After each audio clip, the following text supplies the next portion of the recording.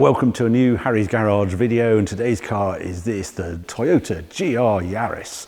That little car with a big heart that I tested at the end of January. I first one had it in the garage and I was so impressed with it, I had to have one too. So I did a search and I'm very proud to say this is my little GR Yaris that I've now had for 3 months and it's just approaching 3,000 miles. Now, a little bit of backstory. I love the story behind it. This IKEA Toyota, CEO of Toyota, is his car, his project started out as this going to be a rally homologation car, and then they changed the rules, but he pressed on and put this car into production, which has unique bits and parts on it. You think it would cost quite a lot of money, but no, he put it on sale in the UK around the £32,000 mark, or if you have the circuit pack, as this car has, around the £34,000. And it's a really special car, as I found out when I tested it. The trouble was, a lot of other people realised this was a really special car too. So when I rang the dealer, he's in Oxford, he said, yep, absolutely, you can put your name down, you'll probably get your car in December. And I think a lot of other people have discovered this as well. And just to check, I thought, well, where else could I check where perhaps there isn't such a sort of queue around the block? And so I phoned the Toyota dealer in Aberdeen, and he said exactly the same thing. It was a wait until December time. But he said, set up a little waiting list in case we get some cancellations. Some of the cars we've got coming through, you never know, we might get a cancellation. I can add your name to the list. I said, absolutely fine. Thought nothing of it again until phone went and it was an Aberdeen number, and he said, we've got a GR Yaris available, a red one. And I said, oh right, I'm just in the middle, can I give you a call back when we get to the house? He says, no, if I put the phone down, I'm just going to ring the next person on the waiting list. And he said, if you want it, you have to tell me now. So I said, well, yes. And that's how I ended up with a GR Yaris that came from Aberdeen. Now, it was Arnold Clark, the dealer I was dealing with up there. Absolutely straightforward. It was great to deal with, but obviously it was a distance issue, and COVID was, we were all in lockdown at the time. But with Arnold Clark, they're very clever. They have sort of click and collect points around the country. So on the 11th of March, my son Charlie gave me a lift over to Milton Keynes, and there was the first time I'd seen this shiny red Yaris, and I was knocked over with the colour. I've not seen a GR Yaris in red. I am so glad I got a red one. Actually, the order I placed was a black one. So anyway, let's have a little closer look to this. I've done a few changes on it already. I should just say this colour is called Scarlet Flare. It's quite an expensive option in GR Yaris land, I suppose. £885, I think it was. There's a pearlescent white you could have. Black was 500 and something, or you just have a plain white one, which is no cost. So that's the basic colour. But the wheel, I couldn't decide what colour to go with this. I wanted more of a bronze colour. And the guy who did the Project 8 and the Countach is Scott at Platinum Alloys. I gave him a call. I said, what bronze colour wheels have you done recently that you think might suit the Yaris? And he gave me a couple of options. There's one for a Ferrari FF he'd done as a standard Ferrari colour, but there was a Lamborghini wheel he sent over, and it's for the Performante, had this sort of colour. And I said, that's bang on, that's the colour. So this is a Performante gold colour. I haven't got the code, but I think it suits this sort of scarlet flare really well, because what I've learnt on the GR Yaris, you get a lot of brake dust. There's always black brake dust coming off these wheels, an excessive amount, something to do with the size of the brakes and the type of pad they use. So much as I like the idea of a white rally wheel, which is another option, they are permanently coated in brake dust. But these, when I collected the car, sent it off with the black wheels, they changed them, the car stayed with them until they were painted. And when I first saw it, I just thought it was absolutely bang on. It's not too showy, it sort of adds a richness to the look of the car, and I still like them 2 months on, which is always a good sign. Now, the other thing about the GR Yaris I think people forget is just how high the car is. For a little car, GR Yaris, it's really quite high. And if I sit in there, I notice my eyes are just above the sort of GR logo, which is about, well, let's have a look, it's about there. So if I do this on here and then walk over to some of my cars, and just to give you a sense of how high you sit in a GR Yaris, well, compared to the Espada, well, I'd have to take the sunroof out and poke my head out to get anywhere near the height that I'm viewing the road from. Even on the Project 7, I'm above the windscreen header rail. So you are that much higher in a GR Yaris. And I think this is a good thing, because when you're driving down B roads or in the UK on A roads and stuff, you want visibility. So you've got the same sort of visibility as you get on a motorbike or an SUV or something like that. So a lot of people are looking at lowering the seats in this car, but I think they're a good height because it just suits the sort of driving we do on A and B roads. As you can see here, I can see out. The other thing, if the seat was too high, I've got a helmet here. If I take it on a track day, I can put a helmet on, sit there quite happily, and there's space above the helmet. So one thing I've discovered over the last 3 months, I quite like the seats and I quite like my driving position in here. What I didn't like was the position of the mirror. A normal Yaris is about there, the mirror's there, and you've got this tiny little gap and everything is sort of, when you're at roundabouts and things like that, you just don't have the visibility you expect to have. I discovered there's a great forum for GR Yaris called GR Yaris, and if you Google that, there's some great tips coming through from owners of the car. And one of them was you can take a file to the mirror, and basically there's this strut here. I don't know if you can see that. If you want to come in, there's this strut here, and if you file it away, you can move that strut higher, that then places the mirror that much higher. And you think, well, that won't make a lot of difference. I can promise you it does. I've gained about 2 centimeters here. I cannot get my fingers in between the top of the windscreen surround and the mirror. It's that tight to the top there, and it just opens up an extra bit of visibility, and now the mirror isn't really in the way anymore. Another thing we've learned on this car is the rear seats. They're a bit useless really because of this plunging roofline. It's all a bit of a black hole back there. The seats don't tip forward very easily, and it's all a bit tricky to get into the back.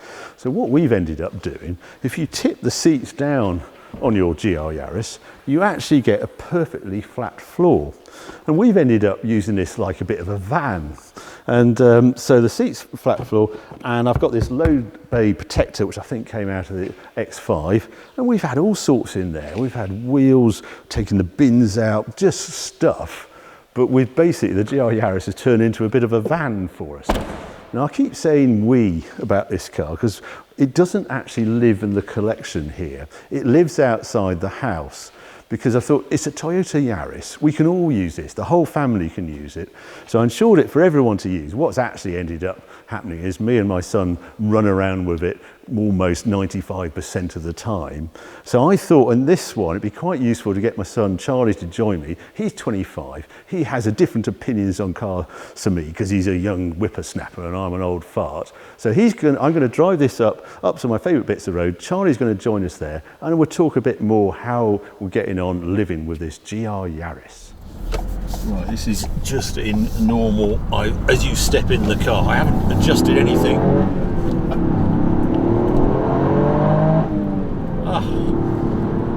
Yeah, I know it's sort of piped into the cabin, but the little sort of whistle of the turbo and the 3-cylinder sort of sound from the engine is quite addictive. I have not got bored of that at all, nor have I got bored of the little stubby gear change here that's lifted up on the console so it's nice and close to the wheel. The thing about this GR Yaris that fascinates me is it is basically a hand-built car. It's a specialist facility within the Toyota empire. It's where they used to build the Lexus LFA particular plant, and this car is not constructed like any other Yaris. It's done in a cell. It doesn't go down a sort of conveyor and someone bolts the wheels on and it moves on to another station. No, it's built in a cell like you build the really handmade one-off special editions. It's how the Jaguar Project 8 was built, and it means a team assemble the car, and it takes 10 times longer to assemble a GR Yaris than it does a normal Yaris. And that costs, and it doesn't compute with the selling price of this car and the volume they're building. So 25,000 cars was the initial target, and that was all borne out because it was a WRC homologation car, and that's how many they had to build. But they stuck to 25,000. They probably did all their internal sums on 25,000 anyway when they changed the rules for WRC cars, and therefore it doesn't actually compete anymore. But what are they going to do? Because they've had such demand for this car, particularly in Japan, Germany and the UK. UK was only destined to get like 1,500 cars. I don't know how many have come in. I know they've snatched a few from some other markets, French, etc. Now, one thing I will put back on is the stop-start. It drives Charlie around the twist, so I'll put that on. And I will press IMT. IMT means it blips the throttle as I down change, and it's actually quite good. It's not the easiest car to heel and toe in this car, but it's got it built in electronically anyway. But yeah, going back to those build numbers, how are they going to manage it with this sort of demand? Because there's been, after release, they obviously didn't expect the demand they were going to get for this car. And as soon as it appeared, it was winning every test, and there was a queue of people. You know, that's why the waiting list built up. But are they going to build more than 25,000? It must be a dilemma for Toyota, because they don't make any money on this car. I am absolutely convinced they don't make any money. You cannot build a car with that amount of man hours, with a carbon roof that's glued in, with additional weld points, all sorts of things that just lose your money. This, again, IKEA, Toyota nodding it through. I wouldn't be surprised if they were losing up to £10,000 a car on this car for every one they sell. If you put 25,000 cars, that's £250 million lost. Yeah, the numbers soon rack up. Even if it's 5,000 a car loss, it's £125 million on 25,000 cars. So why would you build any more? Well, the reason is the halo effect. It's really put the spotlight on Toyota. They can build really exciting cars, as well as Toyota Prius, which aren't exciting but are well engineered, and it keeps people within the company generated. You know, they love building these cars. Engineers, they're all car crazy people normally, and this is just what they want to work on now. And when we look at the future, are they ever going to be able to do a GR Yaris again? We are in that little window, unfortunately, when these cars, legislation is just not going to allow it.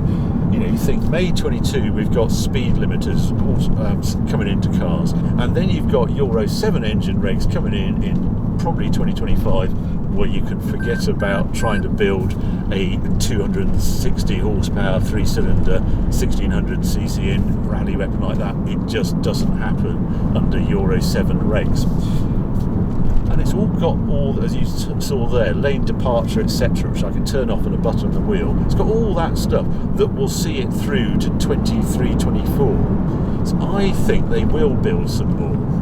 Here we go, up my little bit. Off we go. Proper push. It's just a fun car, as you'll see in a moment. But I don't think they're going to build very many more of them over the 25,000. They're not suddenly going to do 100,000 of these. Never going to be that sort of number. It's going to be maybe another 8,000 cars. Maybe they do an Evo. Maybe it will go up another £10,000 list price or something like that, which are going to be fantastic if they do. It will still be a very special car, the base car, because there's not much more they can do. You can't get that much more power from that engine. You can't reduce its curb weight that much more. So I don't mind owning this one, the thought there might be a better one, and it's only speculation on my part, and it might be incremental improvements rather than a full-on Yaris, GR Yaris 2. What I'm going to do now is Charlie's just up here, he's waiting for me, he's going to jump in the car, and then we'll talk about this car, how he sees it as a 25-year-old, different to me. He's actually done more miles probably in this car, so he's got quite a lot of experience, and he drives all sorts of other stuff, so he's very lucky in the role. He's got an excellent job there where he drives everything you can name. Anyway, let's see what he thinks, what he's got to say on this GR Yaris.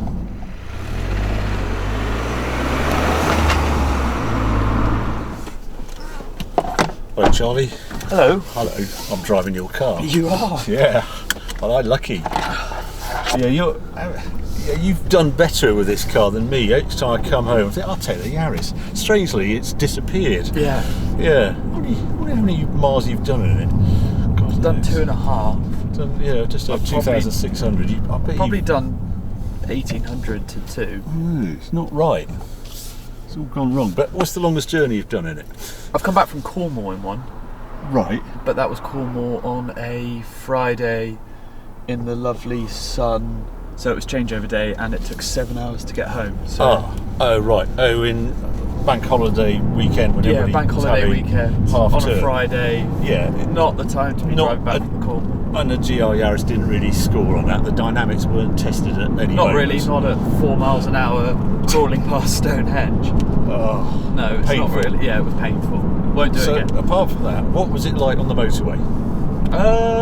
It's not too bad. I had a car full there, someone in the back as well. So Oh, really? Yeah, you we tried were the 3 rear up. seats out? Yeah, we were 3 up, and it wasn't too bad, to be honest. I think. Once We you had got music. in. We had music going, so that sort of drowned out road noise. Right. Yeah, I think that's one thing we ought to know. The road noise never disappears, does No. it? And it's got actually noise cancelling special speakers in here, but it can't Does it?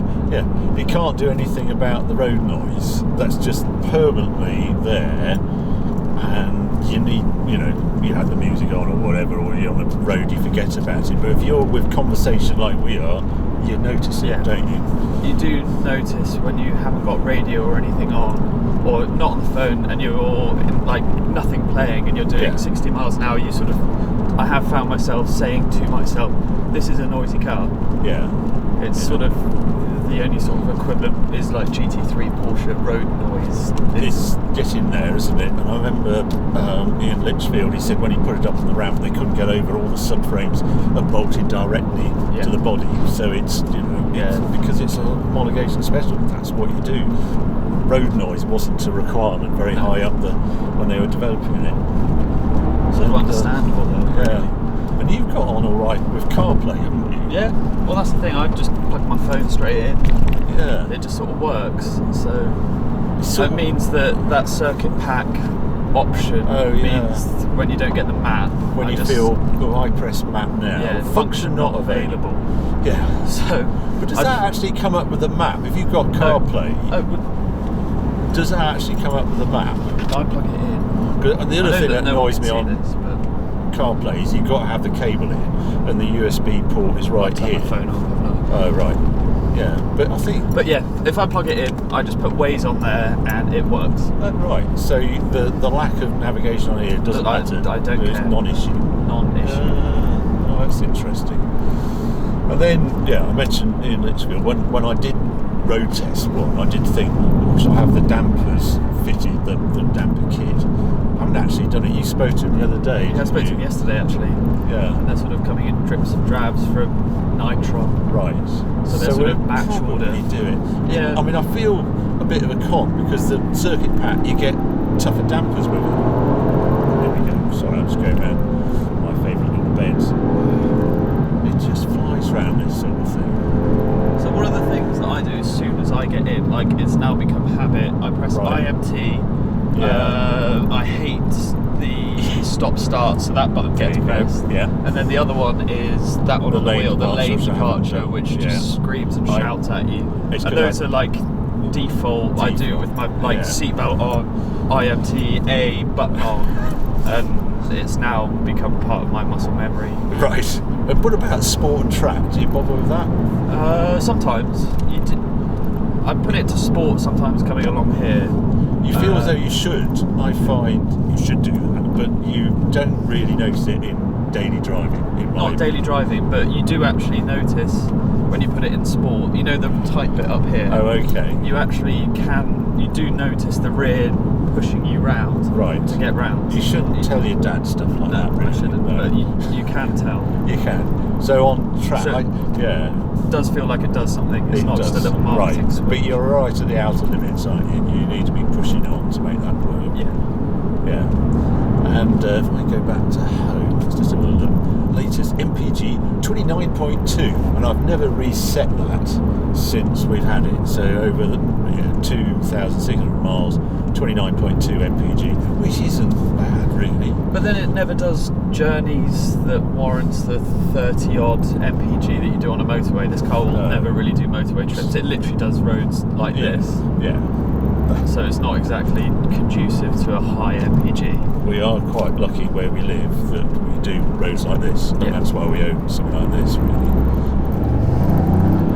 We all know the sort of the lights of this. Any other dislikes that you've come across? I haven't really found anything that I sort of dislike, because at the end of it you kind of have to say, well, it's a 30-odd thousand pound car, it's not a 100 something. You're not expecting refinement, and you know that the whole budget was spent on everything on the underneath. drivetrain. Yeah. Oh, one thing I don't like actually is passenger seat. You're sat so high. It's crazy, the passenger side. You can sort of get away with the drivers. Yeah. And that was the thing that you were saying with the driving. The driver's seat is sort of. It sort of feels high when you first get in, and then I think that's why everyone sort of jumped on the the seat needs to be lower sort of bandwagon. Yeah. But after like the 4th or 5th time driving, I didn't even notice it, to be honest. No, I don't notice it at all. But you do notice as a passenger. Like the passenger insert, you notice you get in, you think. And there is no way you can't control the height at all on this. No, that is proper weird. It's fixed. Yeah. No, I'll go with that one. It's such a surprise it's got stuff like the radar cruise on it. Oh yeah, that's really nice. Really works very well. It's just the last thing you expect in this car. The aircon's really good. That comes on really quick. Yeah, that's actually really fast. Yeah. Yeah, no, that's good. Which is a surprise. You'd think we'd save weight by having a little condenser, but it seems good.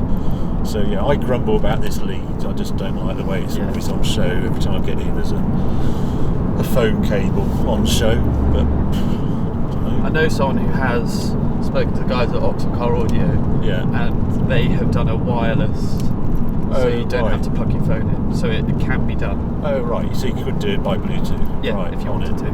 Oh, that's all right. But it's not standard yet. I think they do it on the Supra. There's Bluetooth on the Supra, so they and that was a software update or something. Oh, okay. So I don't know. So maybe it'll come on this. Maybe. Yeah. I'm going to swap over now. Yeah. You can do a little bit. There's me. I'm not blipping that. That's the car doing that. Very clever.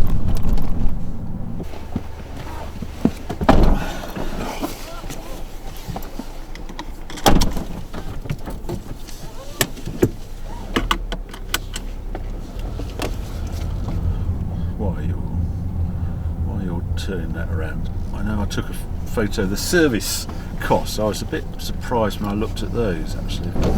Yeah, servicing, you don't realise that they want to check this car out.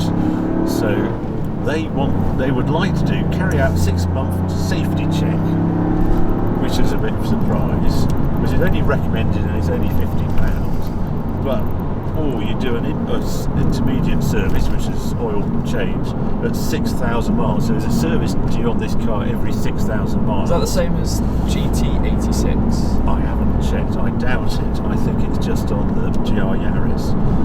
And it's a fixed price thing. It's £190. Then a full service is done every 12,000 miles, and that's £375. So if you were doing 12,000 miles in this, you would have to have it serviced twice a year. But even if you're doing 6,000 miles a year, they recommend a £50 safety check after 6 months.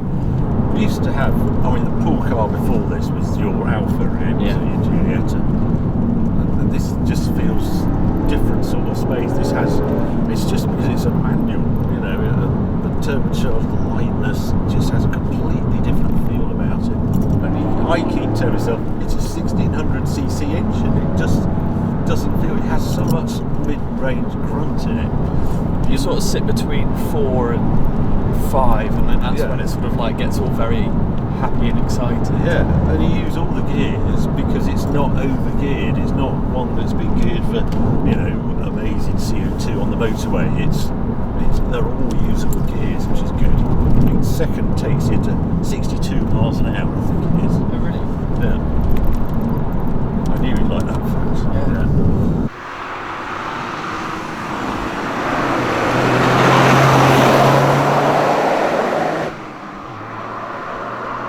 So would you take it on a track day? I would love to take it on a track day. Would you? Just because I can't believe the limits it can get to on road and go. I'd love to know where the sort of line is, because it's almost like it doesn't have one. Right. And I'd just be so intrigued to find where it would just suddenly lose it, and that's the place to do it. It's on track. I just can't get over that this is a road car at 30 grand and what it can do. Yeah. I just think that bit's unbelievable. It is, isn't it? Yeah. And I actually know someone who has taken it on a track experience day with an instructor to really find the outer limits, and he was surprised how many times he spun it. Really? Yes. And he has a GT3. Who's that? Thing. I'm not saying on why the cameras are on, but he turned everything off. So they have everything off and all traction controls, and he said the spin. Really? Yeah. So there's quite a lot of clever stuff going on, but he was out there to find his outer limits. Oh, good. I'm so glad that they exist then. Yeah, they do exist. Yeah, the physics is not or still because I can imagine a lot of these ending up in bits of British scenery. As people try and find them. It sort of used to happen with Subarus and stuff like that as well. But you've driven Integrali and things, haven't you? Where's Integrali on this? Yeah, I know Will's going to be watching, so he's really not going to like There's me a friend saying. who has an Integrali, but I will say that it's on a different planet. I mean, an Integrali wouldn't see which way this went, would it? And you just think this is 30,000 Integralis are going into the stratosphere valley-wise. Okay, hasn't quite got the charismatic sort of looks of an Integrali, but it's still a hero car.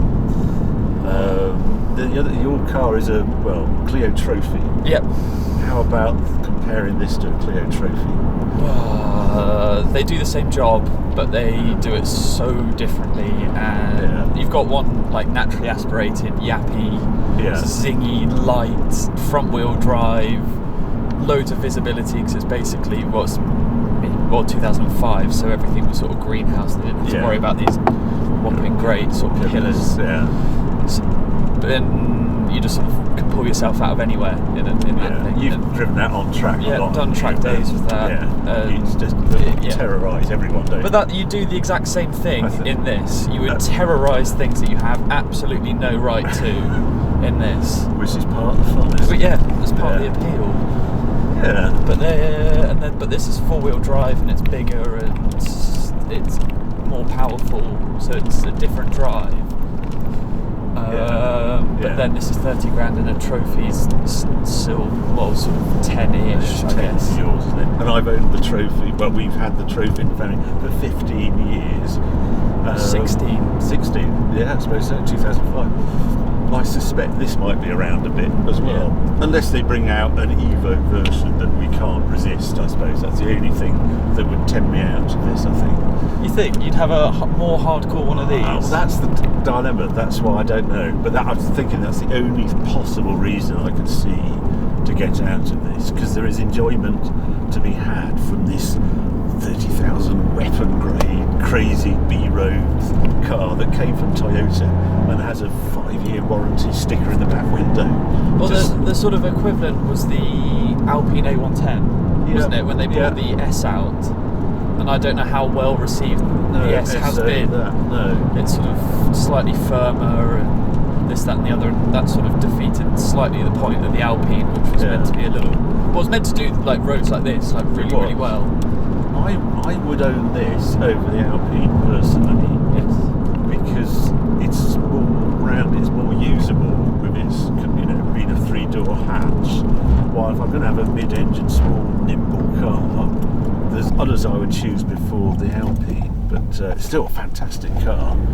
But I just like this more. Anyway, there we go. We better disappear. I hope you enjoyed that video. Different sort of take. You got to know a bit more about our GR Yaris. And if you did enjoy it, well, please keep watching because there'll be some more videos coming along very soon. Thanks for watching.